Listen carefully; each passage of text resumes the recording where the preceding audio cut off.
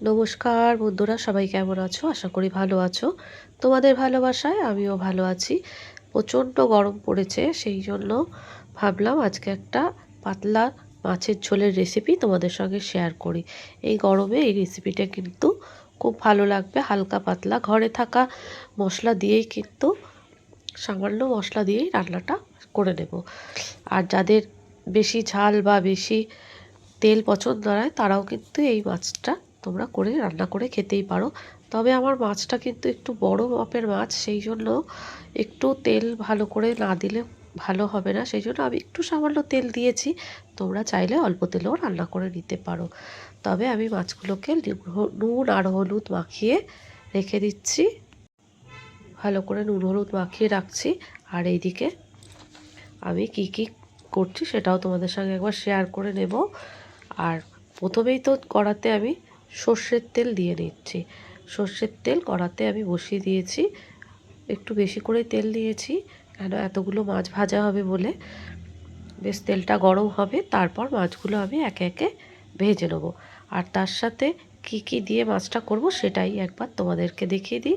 এখানে আমি পটল কেটে নিয়েছি 2-8খানা করে, আর এখানে নিয়েছি আলু, একটু বড় বড় সাইজের আলু, আর নিয়েছি টমেটো। ব্যাস, আর কিছুই কিন্তু এতে দেব না।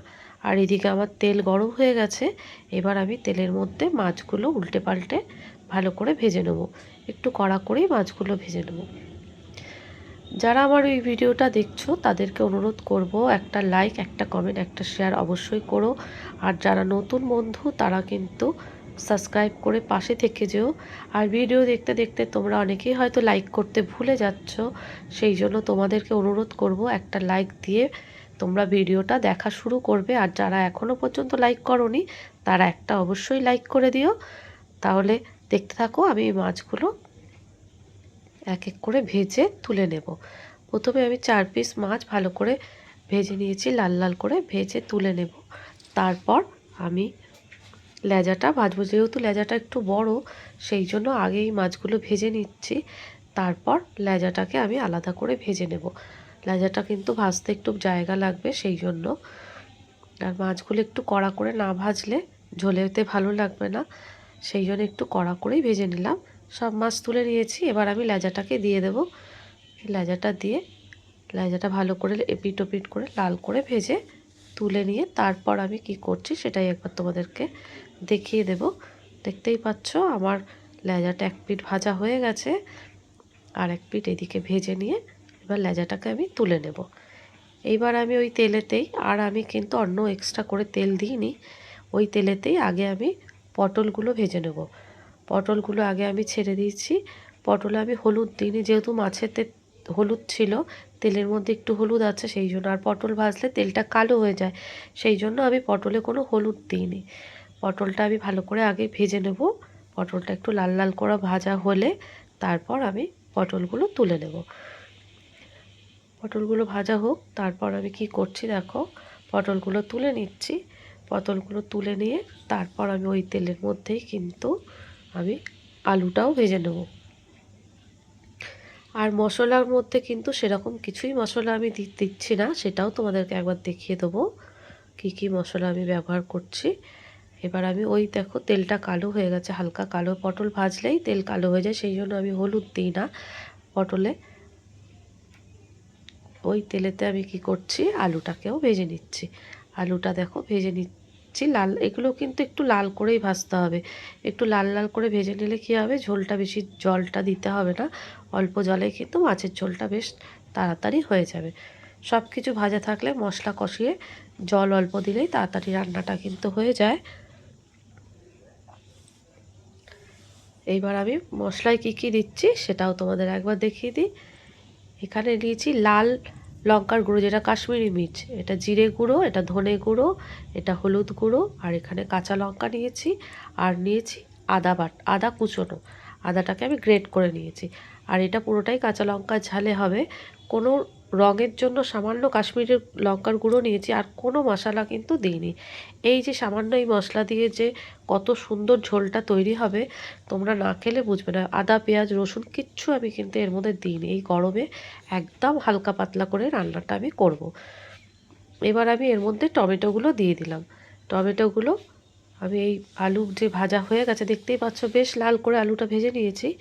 এর মধ্যে আমি টমেটোটা কুচোনো ছিল, এটা দিয়ে একটু টমেটোটা ভাজবো। এবার টমেটোটা যখনই একটু গলে আসবে, একটু নরম হয়ে আসবে, তখন তার মধ্যেই আমি কিন্তু এই মশলাটা আমি দিয়ে দেবো। আর মশলাটা দিয়ে বেশ 5 থেকে 7 মিনিট সুন্দর করে কষিয়ে নেব, যাতে মশলাটার কাঁচা গন্ধটা চলে যায়। আর আদা দিয়েছি, আদাটাও একটু সুন্দর করে ভাজা হবে। অনেকটাই মশলা আছে এর মধ্যে, সবটাই কিন্তু কষাতে হবে একটু ধৈর্য ধরে। যে কোনো জিনিস যদি একটু ধৈর্য ধরে করা হয় তাহলে কিন্তু সেই খাবারের টেস্ট একটু বেশ ভালোই হয়।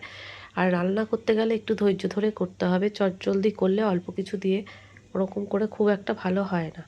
যাই হোক, কষানোর সময় কিন্তু একটু নুন দিতে হবে যাতে কালারটা ভালো হয়। যেহেতু আমি কাশ্মীরি লঙ্কার গুঁড়ো দিয়েছি, ঝোলের কালারটা কিন্তু খুব সুন্দর এসেছিলো। ঝাল কিন্তু আমি হয়েছে কাঁচা লঙ্কায়, যে কাঁচা লঙ্কা তোমাদেরকে দেখালাম, পুরো কাঁচা লঙ্কাটাই আমি পরে দিয়ে দেব, যাতে একটু স্মেলটাও থাকে কাঁচা লঙ্কার, আর খেতেও বেশ ঝাল ঝাল হয়। আর যারা ঝাল পছন্দ করো না তারা লঙ্কাগুলো চিড়ে দেবে না, গোটা দিয়ে দেবে। আমি গোটা গোটাই দিয়েছি। খেতে কিন্তু অসাধারণ হয়েছে ঝোলটা। একবার তোমরা বাড়িতে বানিয়ে দেখতেই পারো আমার মতো করে।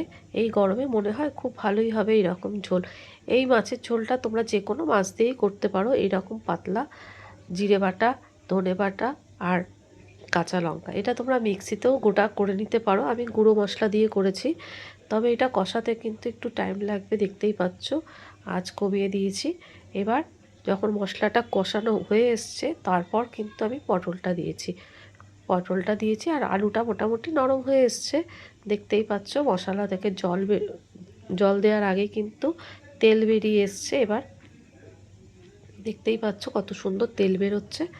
এবার কিন্তু আমি এর মধ্যে গরম জল করে রেখেছি, সেই গরম জলটা দিয়ে দেব। গরম জলটা দিয়ে আরও তাড়াতাড়ি হয়ে যাবে, যেহেতু গরম জল, তার মধ্যে সব কিছুই বেশ ভালো করে ভেজে নিয়েছি, সেই জন্য তাড়াতাড়ি হয়ে যাবে ঝোলটা। দেখতেই পাচ্ছ আমি জলটা দিয়ে দিয়েছি, খুব বেশি জল দেব না, মাছগুলো যাতে ডুবে যায় সেইটুকু জল দিলেই হবে। আর একটু ঢাকা চাপা দিয়ে দিলেই 2 মিনিটেই আমার মাছের রেসিপি কমপ্লিট। খুব তাড়াতাড়ি আর খুব সহজেই এই মাছের ঝোলটা হয়ে যায়। তোমরা যদি চাও আমার মতো করে একবার বানিয়ে দেখতে পারো, এই গরমে খেতে কিন্তু অসাধারণ হয়। আমি একটু ঢাকা দিয়ে রাখবো, ফুটে গেছে। এবার আমি ঢাকা দিয়ে দিলাম, একটু নরম হয়ে গেলে আলুটা আমি ঢাকা খুলে মাছগুলো দিয়ে দেবো। এবার দেখো ঝোলটা মোটামুটি নরম হয়ে গেছে আলু। এবার আমি মাছগুলো এক এক করে দিয়ে দেবো, যাতে মাছের মধ্যেও ঝোলটা ভালোভাবে যায়। মাছগুলো সব দিয়ে দেওয়ার পর একটু নেড়ে চেড়ে তার মধ্যে আমি কি করব, ঢাকা আরেকবার দিয়ে দেব। একটু ঢাকা দিয়ে রাখলে মাছের ভেতরেও ঝোলটা চলে যাবে।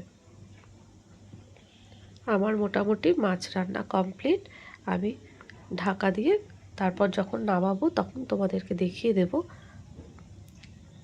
কত সুন্দর কালার এসেছে। এবার দেখতেই পাচ্ছ আমি লঙ্কাগুলো দিয়ে দিয়েছি। যে যেরকম ঝাল খাবে, গরমে বেশি ঝাল না খাওয়াই ভালো। যারা খুব ঝাল পছন্দ করো তারা লঙ্কাগুলো চিড়ে বেশি করে কাঁচা লঙ্কা দিয়ে নেবে, খেতে কিন্তু দারুণ হয়। আর যারা ঝাল কম খাও তারা কিন্তু গোটা দিয়ে দিও, তাহলে একটা স্মেল আসবে কাঁচা লঙ্কার, খেতে খুবই ভালো লাগবে। যাই হোক, আমার মাছের ঝোলটা দেখতেই পাচ্ছ, আদা বাটা দেওয়ার জন্য তার টেস্টটা কিন্তু একদম অন্যরকম হয়। আমি শুধু আদা বাটা দিয়েও একটা রেসিপি বানাবো, সেটাও তোমাদের সঙ্গে শেয়ার করব। ওটাও খেতে খুবই ভালো লাগে গরমে, কোনো মশলাই লাগে না, শুধু আদা বাটা, সেটাও তোমাদের সঙ্গে শেয়ার করব।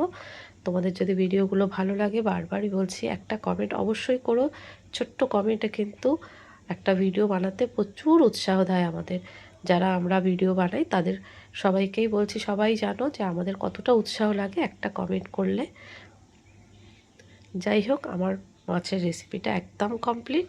এবার আমি নামিয়ে তোমাদেরকে দেখিয়ে দিচ্ছি। দেখতেই পাচ্ছ কত সুন্দর কালারটা এসছে। তাহলে ভিডিওটা আমি এখানেই শেষ করছি। Tata, bye bye. সবাই ভালো থেকো, সুস্থ থেকো। অনেক অনেক ভালোবাসা এতক্ষণ ধৈর্য ধরে আমার ভিডিওটা দেখার জন্য।